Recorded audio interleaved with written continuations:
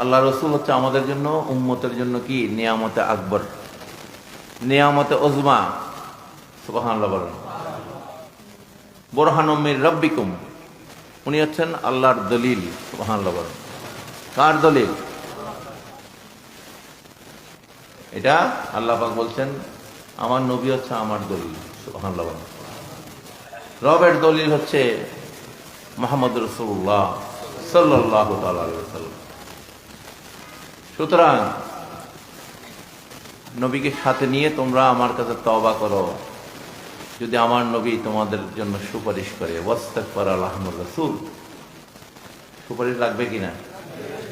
Recommend লাগবে কিনা? যারা উম্মতে মুহাম্মাদি সত্যিকারভাবে নবীকে ভালোবাসেন,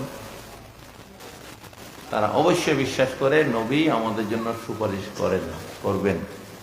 সুবহানাল্লাহ বলেন। ইয়া রাব্বি হাবলি উম্মতি ইয়া উম্মতি ইয়া উম্মতি করছেন উনি প্রতি মুহূর্ত। উনি কি করছেন? উম্মতি উম্মতি উম্মতি। যখন দুনিয়া থেকে বিদায় হচ্ছেন, মা আয়েশা সিদ্দিকা রাদিয়াল্লাহু তাআলা আনহার কোলের উপরে, হাতের উপরে যখন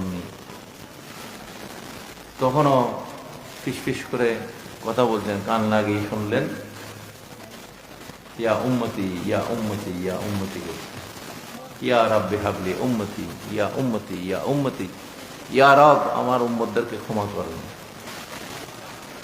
ইয়া রব আমার উম্মতদেরকে মাফ করেন।